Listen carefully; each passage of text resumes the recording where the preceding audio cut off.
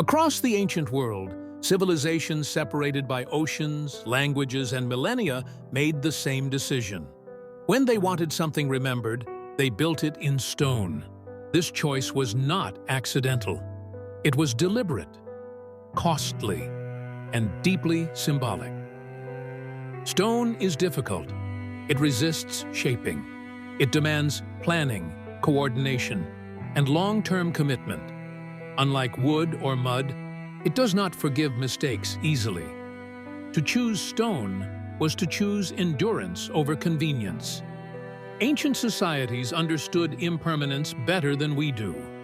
They lived with floods, fires, droughts, and collapse as recurring realities.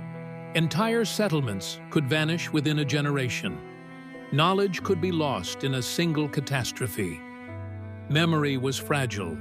Stone was the solution. Monuments were not merely buildings, they were anchors. They stabilized memory in a world that could not guarantee continuity. When oral tradition failed and leadership changed, stone remained. This is why the largest ancient structures were rarely utilitarian. Temples, pyramids, megaliths, and ceremonial complexes did not exist to solve daily problems. They existed to solve a deeper one: how to make civilization remember itself. Scale mattered. Size created reverence. A structure that dwarfed the individual communicated permanence and authority. It told future generations that something important happened here, that something worth preserving once existed. Placement mattered just as much. Ancient monuments were aligned with solstices, equinoxes, cardinal directions, and celestial cycles. They were synchronized with time itself. This alignment transformed architecture into a form of knowledge storage. Even if writing was lost, the sky would repeat its patterns, and stone would mark them. Material mattered. Hard stone was chosen not only for durability, but for symbolism.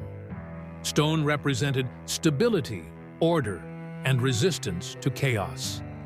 In a world defined by uncertainty, it became the physical embodiment of continuity. Labor mattered. Building in stone required collective effort across years or generations. This transformed monuments into social contracts. Everyone involved understood that they were contributing to something larger than themselves, something meant to outlast them.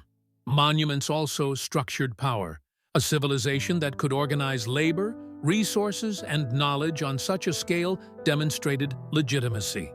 Authority was made visible. Power was embedded in the landscape. But monuments were not built for rulers alone. They were built for the future. Ancient builders knew they would not see the full lifespan of their creations. This awareness shaped their decisions. They designed for endurance, not completion. They built with the expectation of absence. This is why many ancient monuments lack inscriptions explaining themselves. They were not messages meant to be read in words. They were messages meant to be felt. Stone does not argue. It asserts. Over time, monuments shaped behavior. They became centers of ritual, pilgrimage, and identity. Even when their original purpose faded, their presence continued to influence culture. People gathered around them. Stories formed. Memory reorganized itself around permanence. Civilizations rose and fell, but stone endured. Empires collapsed.